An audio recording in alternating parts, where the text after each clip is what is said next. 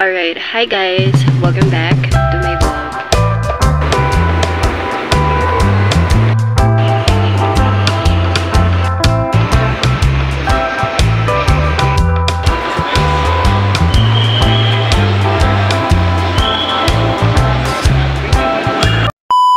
So it's 2:56 and the purpose of this vlog is about my story in the Czech embassy. Alright, so where I'm going to start. Okay, so first is we're gonna talking about the requirements I had here on this envelope. Then second, what to do, and third will be my little story to my experience at the embassy.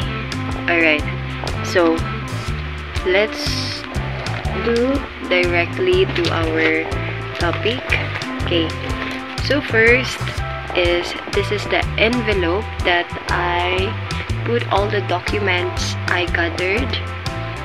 Alright, so it's a little bit kisi or broken already in the upper part, so we're gonna look what's inside and I'm gonna show you one by one, like not everything, because this is how it looks. Ito yung kung gaano siya kadami.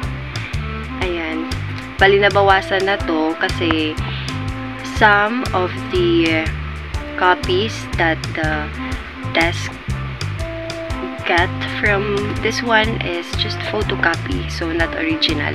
So yun yung pag-uusapan natin. Alright, so first and foremost, ito muna. Okay, I have here my certificate of employment. Ito yung pinaka-una ko na nakita dito. Hindi ito siya guys, naka-pasunod or nakasunod-sunod. So, bali, kukuha lang ako dito kung ano yung mga importante or napaka-importante. And based sa na-experience ko is yun talaga yung hinanap.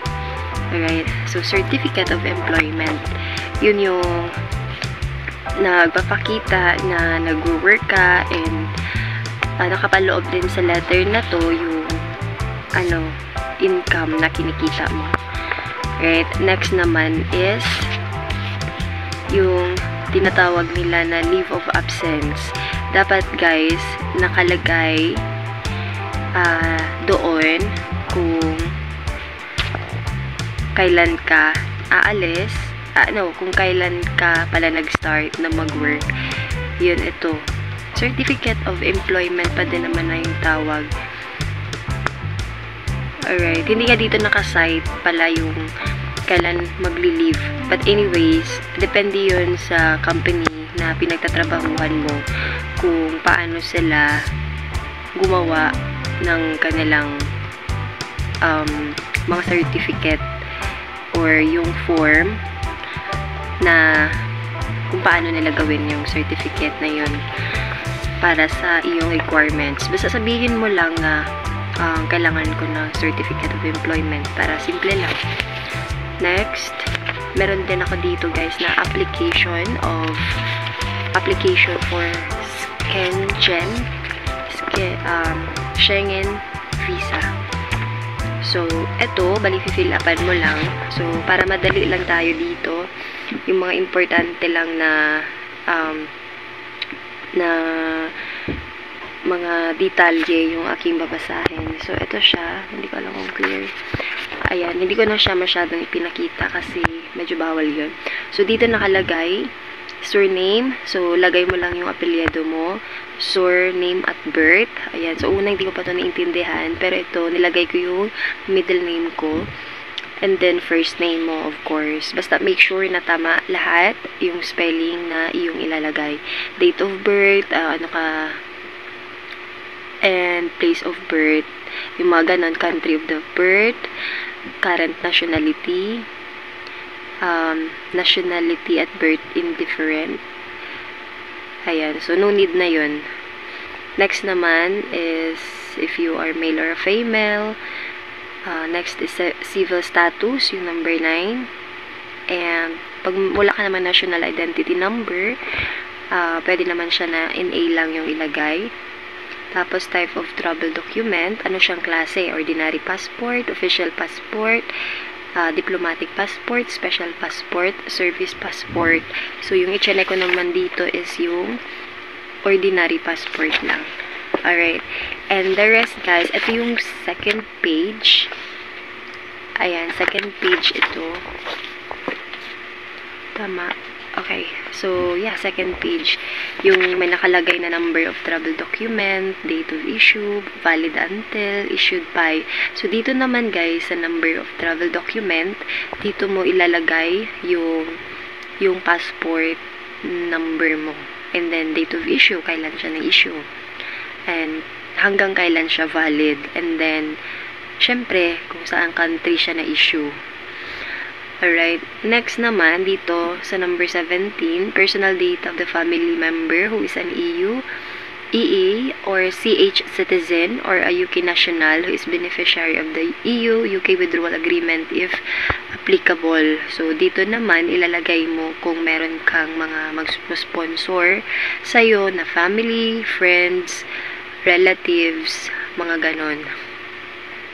Next naman, dapat alam mo din yung kanilang number of travel document or yung meron ka na ID card. So, dito naman sa akin, nilagay ko lang yung ID card ng, ano ba to, ang passport ata niya. Or yung ID na nasend niya kasama ng mga documents na nasa envelope. Ayan, kung anong nationality niya. And yung date of birth. Siyempre, importante din yun na alam mo kung kailan siya pinanganak. Next naman is applicant's home address and email address. Ayan, dito sa applicant's home, guys, kung taga saan ka, ayan, ilalagay mo yan kumpleto na address, and then, syempre, email ad. Ayan, dito naalala ko dito, pinalagay sa akin yung email ad ko kasi hindi ko siya na isulat agad. So, ayan, inilagay ko. No, nasa iyo embassy na ako, guys. Next naman is residence, well, no need naman, and current occupation. So, dito naman is napaka-importante na kung nagwo-work ka, syempre, ilagay mo kung ano yung position mo or yung occupation mo, current or kasalukuyan. Next naman is employer and employer's address and telephone number. So, dito, kung saan ka nag-work or yung address na pinagtatrabahuhan mo, super importante din siya, guys. And yung dito lang, hindi ko lang nalagay yung telephone number kasi wala akong hindi ko alam kung ano yung telephone number, hindi ko memoryado, kaya hindi ko siya nalagyan. Pero okay lang din naman. And then, yung number 23 naman, purpose of the journey. So, ano yung gagawin mo doon? For tourism, sports, airport transit, business, official visit, visiting family or friends. So, yun yung sa akin. Tapos, medical reasons, cultural, study. Okay. So, checkan mo lang doon yung box kung ano yung purpose mo ng pag-alis. And then, additional information on purpose of stay. Ayan, lagay mo lang dito. Visiting with my friend. And then, number 25, dito sa form na to is member state of main destination. Okay, so ilagay mo lang saan ka pupunta and ayun nga. So, Czech Republic. Example lang yun. And then, number of entries. Multiple entries, 2 entries, or single entry. And then, dito din, guys, intended date of arrival of the first intended stay in the Schengen visa or Schengen area, sorry. So, doon mo ilalagay kung kailan ka aalis, and then dito naman sa intended date of departure from the Schengen area after the first intended stay, and then kung hanggang kailan ka doon magsistay. Alright. Then, the rest naman is ito yung last na page. So, hindi, pangatlong page. So, in total, nasa ano siya, guys, nasa 4 pages yung application form na pwede mo siyang ma-download. Ililink ko na lang, ilalagay ko na lang yung link sa baba ng video na to. Alright, and then, ito yung last, guys. Huwag mo rin kalimutan yung place and date, yung sa last page ito. So, ako, kasi VFS Manila inilagay ko, and then, yung appointment date ko is 04/24/2025. So, yun yung appointment date na nakalagay sa akin. Tapos, huwag mo rin kalimutan yung signature. Alright, so, yun yung end ng ating application form. Okay, so, next naman, wait lang. Kasi ang dami ko, as in, pinaka-photocopy ko talaga to siya, guys, ng, 3 copies each. Kaya, medyo marami. Next naman is, kailangan mo ng insurance. So, dahil ibang lingwahe to, guys, hindi ko na sa inyo ipakita. So, yung nakalagay lang dito is, basta insurance siya.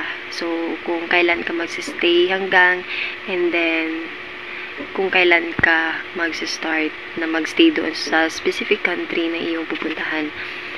So, ayun. Insurance. Next. Ito, kasama ka pa to ata. Right.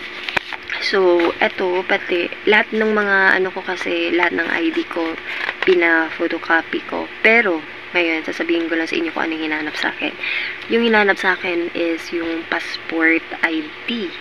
So, yun lang yung pina-photocopy ko, guys.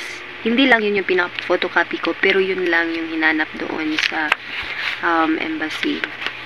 Yun, hanapin yun. Photocopy, and syempre yung passport mo na original. Yun yung kukunin nila. Okay? Ito, hindi naman na ito importante. Yung other na mga ID na napa-print ko, so hindi ko na siya dito isasama. Alright. And then dito din, kung saan ka magsistay. Next naman, kung pagdating mo doon, saan ka magsistay. And kung sponsored ka naman, is kailangan na meron kang letter of invitation. So, yung letter invitation, guys, is makukuha lang doon sa country na mag-sponsor sa'yo. Siya mismo yung gagawa nun. And siya na mismo yung mapaprocess. So, yung sa akin kasi dalawa. Electronic and then handwriting. Right? So, ipapakita ko sa inyo yung handwriting. Tapos, naka-ano din siya, naka-seal din siya para napapakita talaga na original. Right? So, eto yung invitation letter. Ayan, ko lang, mabilis ang pakita lang. Right? So, eto, handwriting siya, guys. Ayan. Tapos, eto naman, yung itsura ng nakuha talaga sa kumbaga yung mga naka-sealed, ito siya, ganito. Parang green chuchu. Hindi ko na, pero ito yung mukha niya. Tapos, ito, ipakita ko yung sealed. Kasi 2 pages lang din naman na to. Ayan. Alright, madali lang kasi, basta importante naka-sealed siya. Ibig sabihin is, talaga, kumbaga, original or okay, next naman tayo is, what is this? Kung sponsored ka, kailangan din na, and kung saan ka magsistay. So, yun yung importante. Dapat alam mo kung nasaan yung specific na area na pasistayhan mo, or kung meron kang hotel accommodations, hotel booking, ganun. So, kailangan mo rin yun nadalhin. Okay, para masigurado kung saan ka talaga dun magsistay. Alright, let's move on naman dito sa isa. Dito naman is yung, ito? Ito naman parang statement of account to ng kaibigan mo, kung sino yung magsusponsor sa'yo. So, yun yung hahanapin din. Or, let's say, boyfriend mo. Okay, so, hahanapin din yun. Kailangan na meron siyang copy. Next. No need na yan. Ito, okay na to. Ano pa ba yung mga hinanap sa akin nung nandun ako? So far, ID, ayun, importante din, meron kang ID niya, passport ID or any valid ID na pwede mo siyang maipasa. Tapos, yung insurance. So, sa insurance, guys, yung hinahanap, na-mention ko na kanina, pero ito yung hinahanap talaga, yung comprehensive insurance kapag pupunta ka ng Schengen visa. So, dahil siya na yung nagbayad nun, wala nang problema. Ayan, tapos, eto naman, yung last na to, ay, hindi pa to last. Ano ba to? Ang ticket na balikan. So, wag nyo din nakalimutan na reserve ticket lang din yung kukunin nyo. Yung hindi pa bayad, hanggat hindi pa approve yung visa nyo. Okay? So, eto guys, sa akin is reserve ticket lang din to. Pero kung isuma ko in total yung presyo ng ticket balikan Philippines hanggang sa country nila, in total mga nasa 54 or more. Depende yun sa season. Depende yung mga prices din sa season nila. So, yun lang. Yan yung ticket. And then, ano pa? Na-mention ko na din lahat, no? Ayan. And dito pala, ang ASA pala yung kinuna niya. Yung ASA na company. Para sa health insurance ko. And then, ayan. Alright. So, medyo napagod ako nakakaupo. Anyway guys. Ngayon naman, nakikwento ko sa inyo. Tapos na ba? Lahat ng, ano. Ayan. So, hindi na din naman ako hinanapan ng pictures, ng screenshots, ng mga, patunay na magjowa kayo or mag-boyfriend, girlfriend. So, hindi na ako hinanapan nun. Hindi na siya kailangan sa Czech Embassy. So, yeah, next naman is pag-uusapan naman natin yung kung ano yung ginawa ko doon. Okay. So, dahil napaka-hassle guys, mas better talaga yung tipo na alam mo yung tina-target na area mo, alam mo yung locations, alam mo yung sakyan mo pagpunta mo ng VFS Global. So, ayun, nung pagdating ko doon, super stressful. Kasi, what I mean is, it's a long story, pero super stressful siya. But anyways, ayan. So, pagdating mo doon, hahanapan ka ng appointment letter.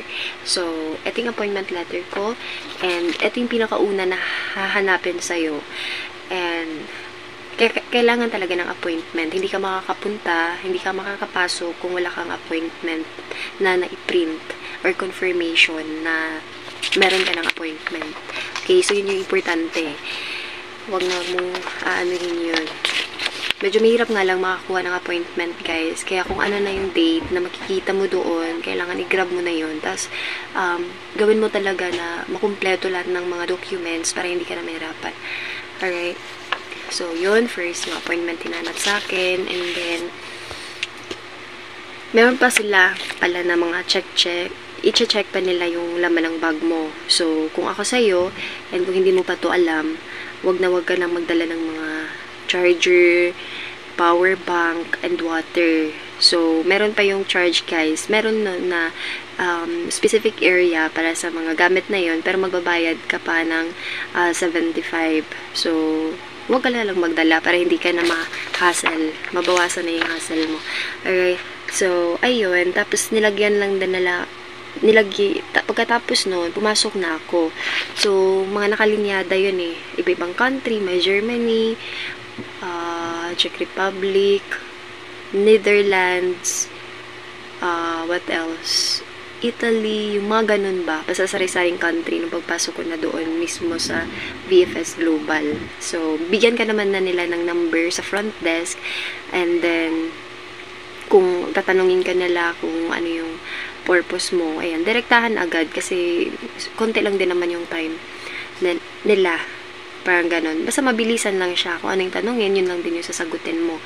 Alright. So, ayun, binigyan ako after ng number. Tapos, naghintay lang din ako ng number ko. Kasi tawagin lang din naman nila. And then, ayun na nga.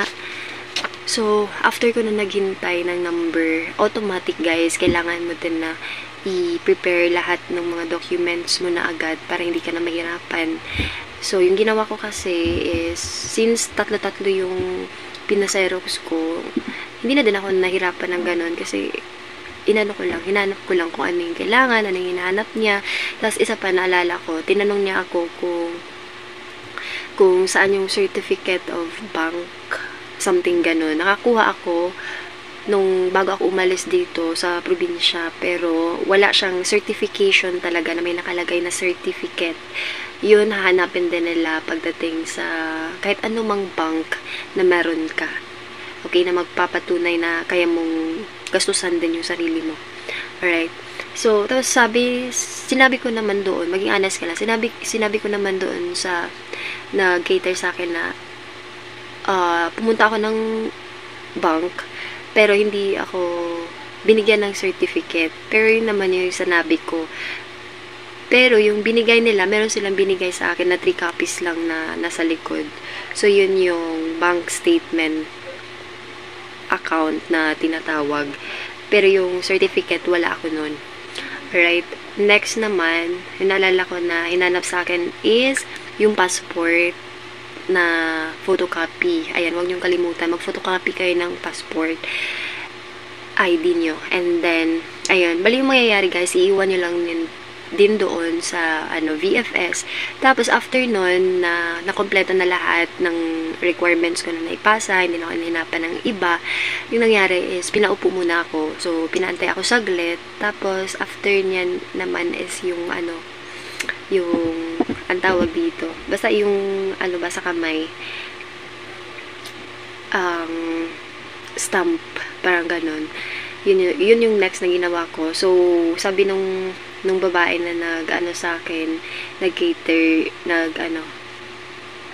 basta siya yung pinasahan ko ng mga requirements. Sabi niya, dito lang ako upo sa harap para mas madali lang din sa kanya na tawagin ako kapag kailangan ko na nung ganon. So, ayun, automatic, nung pagkarinig ko naman ng pangalan ko, pumunta naman na ako sa harap, and then, yun na din yung ginawa ko. So, medyo madali lang siya.